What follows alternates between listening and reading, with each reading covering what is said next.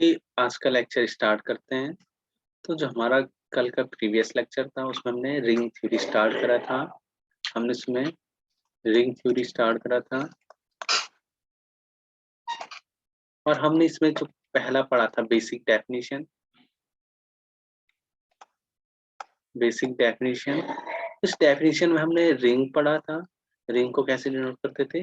Are plus and star से, dot से, यानी दो बाइनरी कंपोजिशन को एक साथ रखता था। ये आर प्लस और डॉट रिंग बनता था जब ये क्या होता था, आर प्लस के रिस्पेक्ट में क्या होता था, abelian group, abelian abelian group, और सेकंड आर डॉट के रिस्पेक्ट में क्या होता था, सेमी ग्रुप, सेमी ग्रुप, और थर्ड क्या होना चाहिए, distributive law, distributive law code. तो ये बेसिकली हमने क्या किया, कल के इसमें पढ़ा था, बहुत अच्छे से पढ़ा था। यदि आर स्टार सेमी ग्रुप में, आर स्टार में अगर हम एडिशनल कंडीशन अगर ऐड करें, यदि इसमें आइडेंटिटी एलिमेंट 1 मिल जाए तो हम कहते थे ring with unity R U. यदि इसमें मल्टीप्लिकेशन में ए बी बराबर बी ए हो जाए तो हम कहते थे कम्यूटेटिव। अगर ये वाली हो सी आर कहते थे कम्यूटेटिव रिंग। अगर ये दोनों एक साथ मिल जाए इस आर डॉट के रिस्पेक्ट में हम क्या कहते थे, सी आर यू। तो ये भी हमने सब पढ़ दिया था। फिर हमने बुलियन बुलियन रिंग पढ़ा,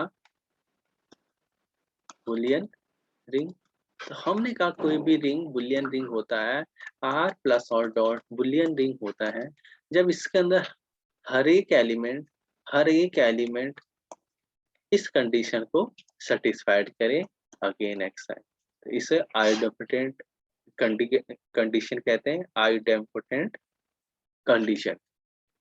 और जहाँ पे एक्स कहाँ से हो, आर से बिलोंग करो, तो वो आर आ जाए, वो एक्स इसके अंदर आते थे बुलियन रिंग में, तो एक्स स्क्वायर पर वे एक्स आ जाए, इस कंडीशन को कहते थे। इसके अलावा हमने कुछ अदर चीजें भी पढ़ा था। इसके बाद जो आज है हम जो पढ़ेंगे प्रॉपर्टी ऑफ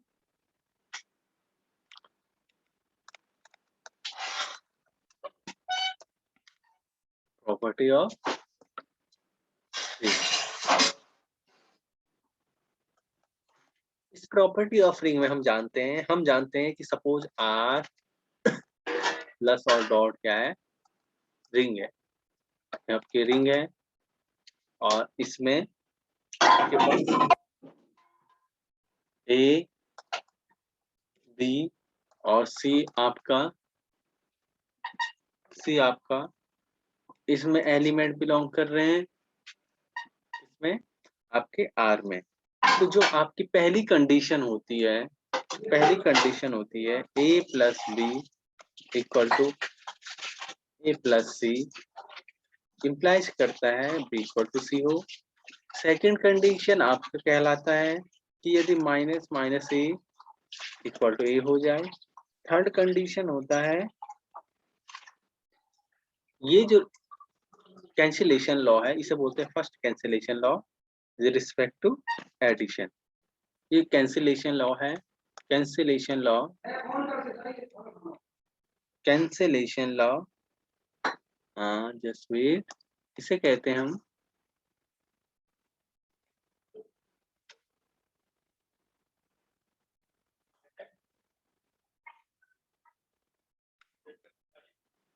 इसे बोलते हैं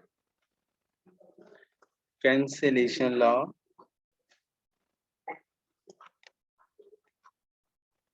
कैंसिलेशन लॉ किसके रिस्पेक्ट में, with respect to addition, with respect to addition. Third जो इसमें होता है जीरो एलिमेंट ऑफ आर, यानी जीरो एलिमेंट ऑफ आर क्या होता है, यूनिक होता है। यानी आप जानते हैं कि रिंग में क्योंकि एडिशन अबेलियन ग्रुप होता है, तो आप जानते हैं कि रिंग में क्या होगा, एक जीरो एलिमेंट श्योर होगा, किसमें, आर में। तो जीरो एलिमेंट कहाँ होता है, आर में, और वो भी कैसे होता है, unique. Fourth again additive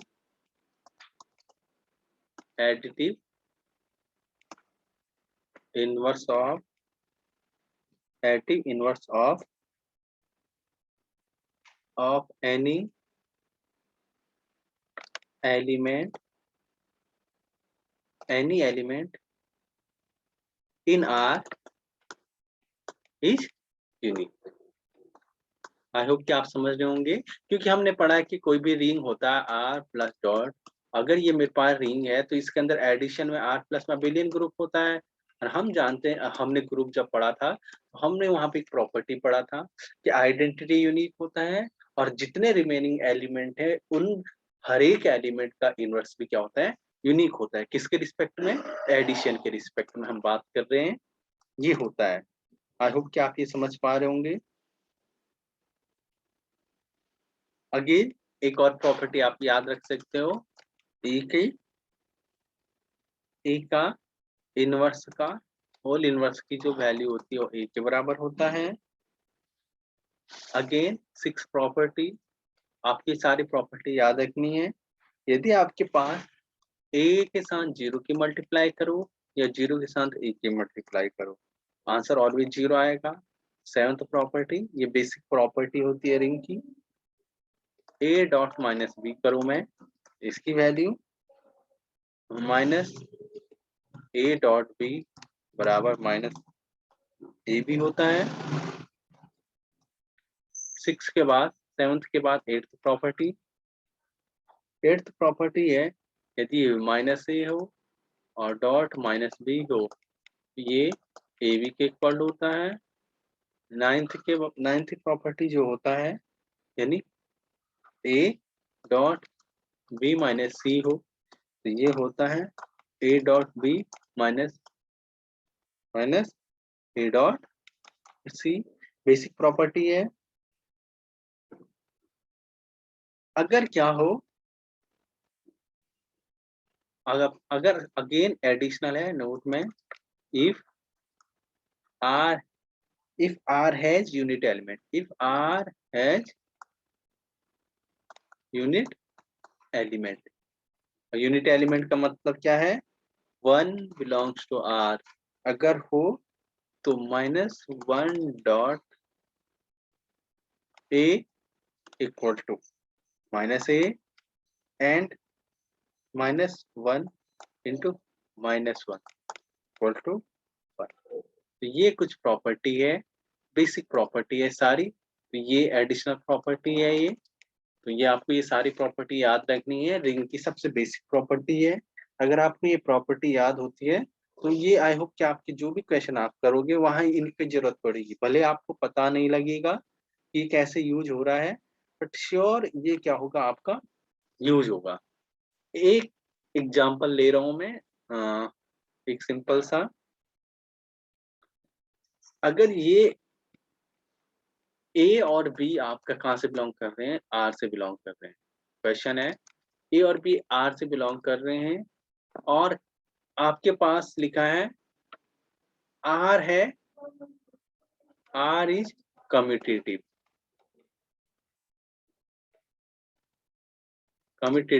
ring है। कंडीशन दे रखी है, इसके साथ कंडीशन दे रखी है ए प्लस बी का होल स्क्वायर है आपके पास, A square plus 2ab plus B square. अगर ये कंडीशन गिवन है, कह रहे कि अगर ए बी आर में बिलोंग कर, आर कम्यूटेटिव रिंग होगा कब? यहाँ पे कंडीशन है इफ एंड ओनली जब ए प्लस बी का होल स्क्वायर क्या हो जाए, A square plus 2ab plus B square हो जाए। ये कब होगा? ये बेसिकली इसके सॉल्यूशन आपको इंपॉर्टेंट याद रखना है कि आर कम्यूटेटिव रिंग है तो ये कंडीशन होल्ड होगा। तो ये क्या होगा, अगर ये गिवन है, तो आप डायरेक्ट होगे आर इज कम्यूटेटिव। अगर आर कम्यूटेटिव है, ऐसी कोई कंडीशन है तो ये कम्यूटेटिव होगा कब? ये आपको याद रखना है, बहुत इंपॉर्टेंट है कि ये कम्यूटेटिव कब होगा? जब आपके पास क्या हो, ये वाली कंडीशन। क्योंकि आप जानते हैं कम्यूटेटिव के लिए जो बहुत इंपॉर्टेंट चीज होता है डिस्ट्रीब्यूटिव लॉ में, जब आपके पास ए बी बराबर क्या हो बी, ये वाली कंडीशन अगर यहाँ पे होल्ड हो जाए, इसकी जगह पे ए बी और बी आपस में सेम हो जाए, तो फिर ये आपका कम्यूटेटिव हो जाएगा। अब कैसे? तो आप जानते हैं डिस्ट्रीब्यूटिव में अगर मैं दो एलिमेंट लूँ ए प्लस बी का, अगेन ए प्लस बी से मल्टीप्लाई करूंगा, तो आई थिंक क्या आएगा, A dot A plus A B plus A B plus B B. यहाँ पे यहाँ पे बी ए हो रहा है, यहाँ पे बी ए हो रहा है, तो यहाँ से तो ए स्क्वायर हो गया प्लस ए बी हो गया प्लस यहाँ बी ए हो गया, यहाँ बी बी। अब मैं इन दोनों को ऐड करके 2ab तभी लिख सकता हूँ जब मेरा r क्या हो, r इज कम्यूटेटिव हो।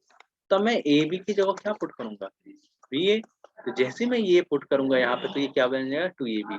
यहाँ से क्या होगा a square plus 2ab plus B square, तब जाके ये क्या बन जाएगा a प्लस बी का होल स्क्वायर। तो आपको याद रखना है कि ये अगर r कोई रिंग दिया हो, साथ में ये कंडीशन दिया हो, तो कहेगा R is commutative, R is commutative होगा कब,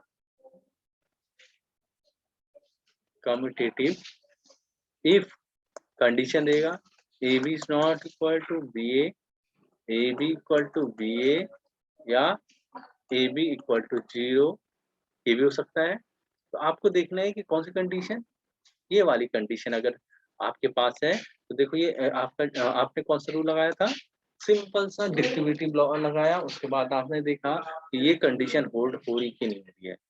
तो ये तभी पॉसिबल है जब ए बी बराबर क्या हो, बी ए हो। आई होप आप समझ पा रहे होंगे कि मैं क्या कहना चाह रहा हूँ। और क्वेश्चन हम करेंगे, अभी हम थोड़ा से और पढ़ते हैं, जीरो डिवाइजर और विदाउट जीरो डिवाइजर, दो कंडीशन पढ़ते हैं, जीरो डिवाइजर और without zero divisor. Zero divisor, या इसका दूसरा नाम है रिंग विद जीरो डिवाइजर। इसका मतलब क्या है, यदि आपके पास कोई given non zero element given है, ए और बी आपका काम बिलोंग कर रहे हैं आर में, बिलोंग करे आर इज रिंग, और ए भी नॉन जीरो हो और बी भी नॉन जीरो हो, बट जैसे ही मैं इन दोनों का मल्टीप्लाई करूं और ये क्या बन जाए, जीरो बन जाए, तो दो नॉन जीरो एलिमेंट का प्रोडक्ट यदि जीरो हो जाए, तो इसे कहते हैं या तो जीरो डिवाइजर कहते हैं या ring with zero divisor. I hope कि आप समझ पा रहे होंगे। ये ओनली पॉसिबल होता है रिंग थ्योरी के अंदर कि दो नंबर का मल्टीप्लिकेशन क्या हो जाए, जीरो। मैं इसके लिए आपको एक एग्जांपल भी देता हूँ, एग्जांपल दे रहा हूँ मैं आपको। एग्जांपल में लिया Z6, तो हम जानते हैं Z6 में जो एलिमेंट होते हैं 0 1 2 3 4 5 तक लेंगे। अब एक्चुअल में यहाँ पे रिंग है तो मॉडुलो 6 और मल्टीप्लिकेशन मॉडुलो 6, 6 होगा। अब आपको पता है ये रिंग होता ही होता है, ये क्या है, रिंग है। अगर ये रिंग है तो अब मुझे देखना है कि जो एडिशनल क्वांटिटी गिवन है कि जीरो डिवाइजर होगा, मल्टीप्लिकेशन में दो एलिमेंट लूंगा, उनका मल्टीप्लाई क्या आ जाए, जीरो, तो क्या बन जाएगा, रिंग विद जीरो डिवाइजर या विदाउट जीरो डिवाइजर। तो देखो जैसे मैं 2 और 3 के मल्टीप्लाई करता हूँ, तो क्या बनता है 6, और 6 को फिर किससे डिवाइड करना है, 6, कहाँ से कितना है, 0। सिमिलरली 3 को 4 से मल्टीप्लाई करता हूँ तो 12 आएगा, फिर अगेन 6 से डिवाइड करूंगा तो 0। तो हमें अगर एक भी ऐसी कंडीशन मिल जाए कि दो नॉन जीरो एलिमेंट का मल्टीप्लाई यदि जीरो हो जाए, सिर्फ एक भी, ऐसा नहीं कि हर एक एलिमेंट का मल्टीप्लाई जीरो, बट एक भी ऐसा मिलता है, तो हम डायरेक्ट कह देते हैं ring with zero divisor. I hope आप समझ पा रहे होंगे। नेक्स्ट है without zero divisor. Without without zero divisor या रिंग विद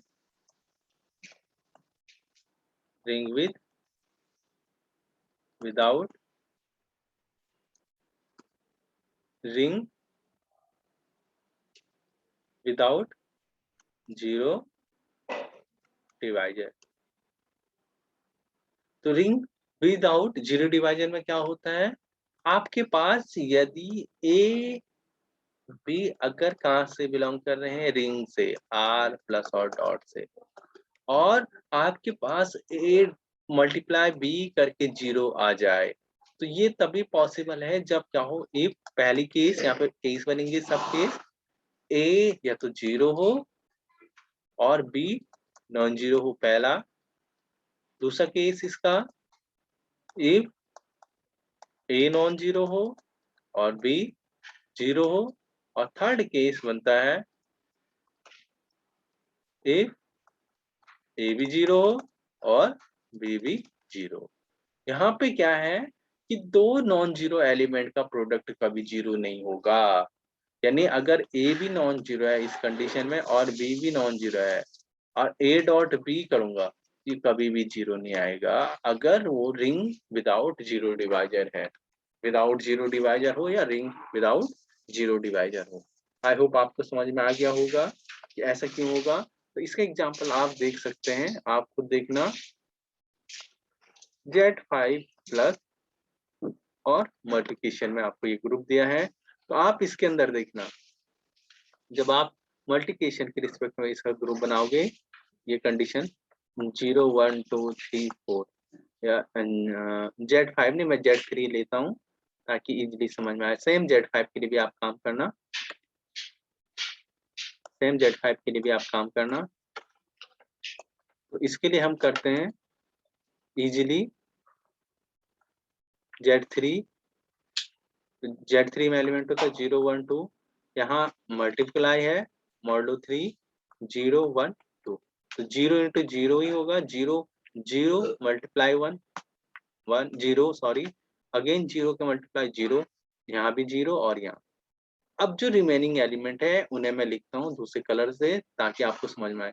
जैसे मैं 1 की मल्टीप्लाई 1 से करूंगा तो 1 ही आएगा, 1 की मल्टीप्लाई 2 से करूंगा और किससे 3 से डिवाइड करूंगा तो 2 3 से डिवाइड होगा तो 2 ही आएगा। अगेन 2 का 1 से मल्टीप्लाई 2, 2 2 जा 4, जैसे मैं 3 से डिवाइड दूंगा तो 1। अब आपको देखना है अगर मल्टीप्लिकेशन में आपको कोई रिंग के एलिमेंट लिख रहे हैं तो पहले रो और पहले कॉलम को छोड़ के जो आपका ये रेड सर्किल बन रहा है, रेड आपका ये क्या बन रहा है, रेक्टेंगल बन रहा है सॉरी, इस रेक्टेंगल में यदि आपको एक भी जीरो एलिमेंट दिखे, एक भी जीरो एलिमेंट अगर आपको यहाँ दिखता, दूसरा यदि सपोज यहाँ कोई भी एक एलिमेंट क्या होता है, जीरो होता, तो उस कंडीशन में जो ये Z3 रिंग होता, ये होता ring with zero divisor. But यहाँ पे इस रेड कलर की रेक्टेंगुलर बॉक्स में कोई भी नॉन जीरो कोई भी जीरो एलिमेंट नहीं है, तो ये जो बॉक्स बना, ये बना ring without zero divisor, zero divisor. I hope आपको समझ में आ रहा है।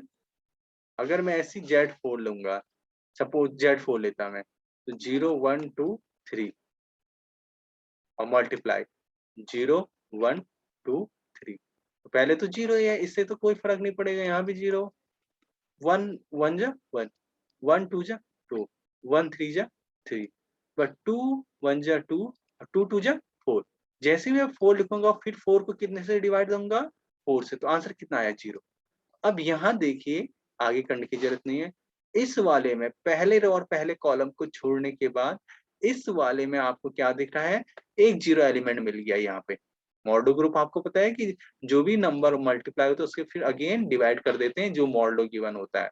तो यहाँ पे 4 को 4 से डिवाइड करता आंसर कितना आया, जीरो। तो इसके अंदर अगर जीरो मिल गया तो ये एग्जाम्पल हो गया इस वाले पोर्शन का, ring zero divisor, ring with zero divisor. और ये वाला एग्जाम्पल किसका हुआ, इसका।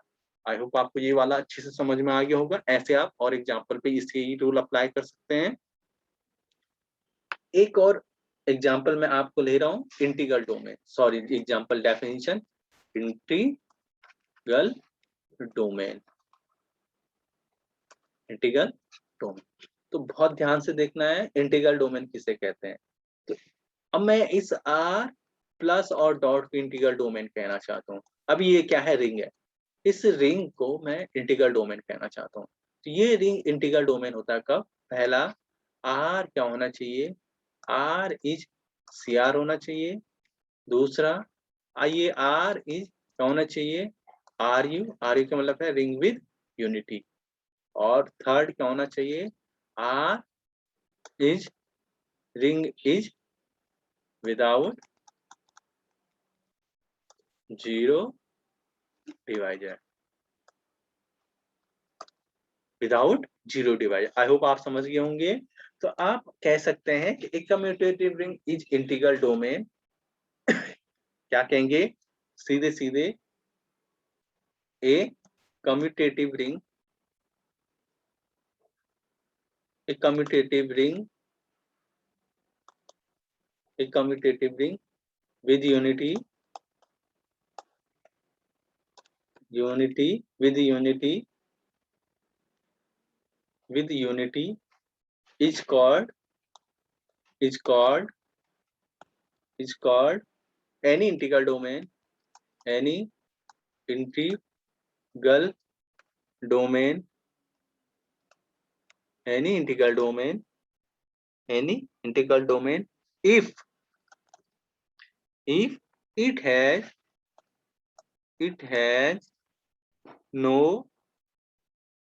zero divisor, no zero divisor, या इसी को नो जीरो डिवाइजर को विदाउट जीरो डिवाइजर, ये होगा। अब एक नोट में आपको ध्यान रखना है, एग्जाम बहुत इंपॉर्टेंट नोट है। यदि अगर ए और बी का अगर जीरो आ गया सपोज, तो ये तभी आना चाहिए या तो ए जीरो हो या बी जीरो हो या और बोथ जीरो, यानी विदाउट विद जीरो डिवाइजर। इसका मतलब विदाउट, सॉरी यहाँ पे विदाउट होना चाहिए, विदाउट जीरो डिवाइजर होना चाहिए। आई होप कि आप ये समझ पा रहे होंगे। यहाँ पे नो जीरो डिवाइजर का मतलब है विदाउट जीरो डिवाइजर। बहुत आसान है ये, आप समझ गए इंटीग्रल डोमेन। अब जो स्मॉल एक नोट आपको याद रखना है, तो आपको इंटीग्रल डोमेन बनने के लिए एट लीस्ट दो एलिमेंट की जरूरत पड़ती है। तो जो सबसे स्मॉलेस्ट आप मान के चलो, कोई भी रिंग बनेगा, इंटीग्रल डोमेन बनेगा, तो उसके पास क्या होना चाहिए? दो एलिमेंट पक्का होना चाहिए। जैसे मैं Z2 ले रहा हूँ सबसे छोटा, आप इसी तरह से और कोई भी हो सकता है जिसमें दो एलिमेंट हो कम से कम। इसमें दो एलिमेंट हैं, देखो क्या क्या, 0 और 1 प्लस 2 मल्टीप्लाई 2। अब देखिए, 0 तो जरूरी है रिंग बनने के लिए, एडिटिव आइडेंटिटी। अब देखो R is ring with unity, ये आप क्या बोलते हैं? Ring with unity. तो आप जानते हैं यूनिटी एलिमेंट है तो 1 भी होना चाहिए, तो देखो ये 1 भी आ गया। अब ये कम्यूटेटिव होगा ही होगा, ये condition always without zero divisor के लिए होगा। कम्यूटेटिव भी होगा, 0.1 करो या 1.0 करो, आंसर क्या आएगा? 0 ही। और यहाँ देखो इन दोनों का मल्टीप्लाई कर रहा हूँ तो एक एलिमेंट क्या है? नॉन जीरो है, एक जीरो है, तो ये तीनों कंडीशन भी होल्ड हो रही है। या तो बोथ जीरो होना चाहिए, बोथ जीरो यानी 0 0 ले लो, तो 0 0 लूंगा तो 0 आएगा। अब देखो 1.1 करूंगा तो ये 0 नहीं आ रहा है ना। यही है कि नॉन जीरो एलिमेंट का मल्टीप्लाई 0 नहीं आना चाहिए, तो ये 0 के बराबर नहीं आ रहा है। तो आप समझ गए होंगे कि ये तीनों कंडीशन होल्ड हो रही है। तो यानी सबसे स्मॉलेस्ट अगर आपसे पूछा जाए इंटीग्रल डोमेन में, अगर फाइनाइट इंटीग्रल डोमेन पूछा जाए और सबसे स्मॉलेस्ट इंटीग्रल डोमेन होगा जिसमें नंबर ऑफ एलिमेंट बिलोंग करेंगे, तो वो होगा Z2 के आइसोमॉर्फिक होगा। जो भी और भी होगा, कोई और भी बन सकता है, तो उसमें दो एलिमेंट होंगे। तो ये आपका सबसे स्मॉलेस्ट आपका क्या होगा? इंटीग्रल डोमेन होगा, सबसे स्मॉल, जिसमें कितने एलिमेंट कंटेन करेंगे? तो आई होप कि आपको यहाँ तक समझ में आ गया होगा। इससे आगे हम कल पढ़ेंगे, जिसमें हम अभी बहुत सारे क्वेश्चन करेंगे। अभी हम थ्योरी पे ज्यादा फोकस कर रहे हैं। जब हमारी एक बार थ्योरी कंप्लीट हो जाएगा, फिर हम हर एक से क्वेश्चन करने की कोशिश करेंगे। आज के लिए इतना ही रखते हैं। Thank you.